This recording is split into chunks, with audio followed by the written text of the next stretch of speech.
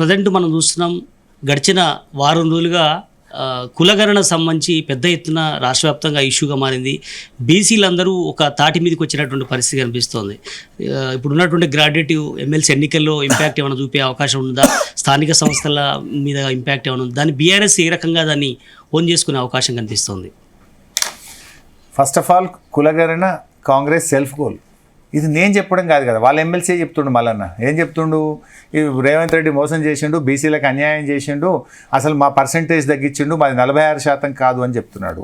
ఇవాళ అసెంబ్లీలో మీరు చూసుంటారు, బీఆర్ఎస్ తప్పుపట్టింది, ప్రధాన ప్రతిపక్షంగా మేము, తర్వాత అక్బరుద్దీన్ ఓవైసీగా తప్పుపట్టినారు, బీజేపీ తప్పుపట్టింది, కాంగ్రెస్ పార్టీ తప్పుపట్టింది, బీసీ సంఘం నాయకుడిగా ఉన్నటువంటి ఆర్ కృష్ణయ్య గారు తప్పుపట్టినారు.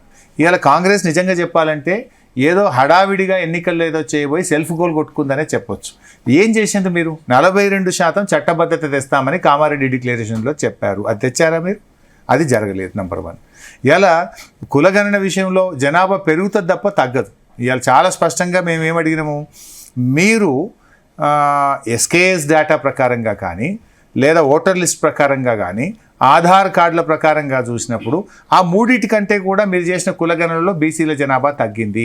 ఇది ఎంతవరకు కరెక్ట్ అని మేము అడిగాం. దానికి సమాధానం ప్రభుత్వం దగ్గర లేదు.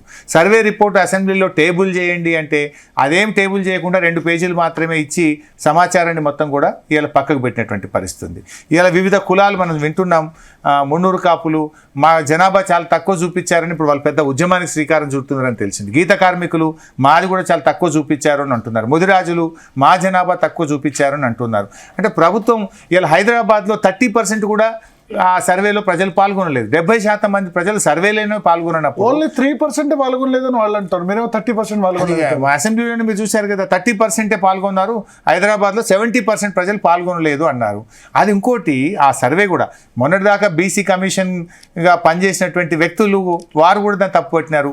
Present BC commission chairman Niranjan గారు కూడా ఇదంతా బోగస్ అని చెప్పి ఆయన కూడా తప్పుపట్టినటువంటి పరిస్థితి ఉంది. అంటే కాంగ్రెస్ పార్టీలో ఉండే బీసీ నాయకత్వమే ఇలా తీవ్రంగా దీన్ని వ్యతిరేకిస్తూ దాన్ని చింపి పారేస్తున్నారు, తగలబెడుతున్నటువంటి పరిస్థితి ఉంది.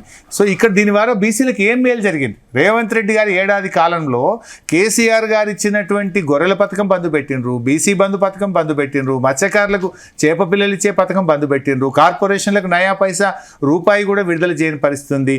బీసీ పిల్లలు ఓవర్సీస్ స్కాలర్షిప్ ఏదైతే పూలే గారి పేరు మీద ఇచ్చామో ఆ పథకాన్ని బంధు పెట్టినారు. బీసీ పిల్లలకి ఇచ్చేటువంటి ఫీజు రియంబర్స్మెంట్ ₹1 విడుదల కాక పిల్లల చదువు లాగం చేసినటువంటి పరిస్థితి ఉంది. అసలు నువ్వు చేసిందే, నీ క్యాబినెట్లోనే 2 మంత్రులను పెట్టినావు నువ్వు. అసలు నీ క్యాబినెట్లో 12లో ముందు బీసీలకు సమప్రాధాన్యత ఇచ్చి మాట్లాడు. నువ్వు ఉప ముఖ్యమంత్రి నువ్వు బీసీలకు ఏమీ చేయకుండా ఉత్త కులగణన సర్వే పేరు మీద ఒక డ్రామా టైప్ ఆఫ్ థింగ్ జరిగింది తప్ప బీసీలకు రేవంత్ పాలనలో తీవ్రమైన అన్యాయం జరిగింది. ఇక్కడ ఒక క్వశ్చన్ సార్, బీసీ జనాభా ఎంత? 46 + 10 56%. అంటే ముస్లిం బీసీలు కలిపితే 56% అంటారు.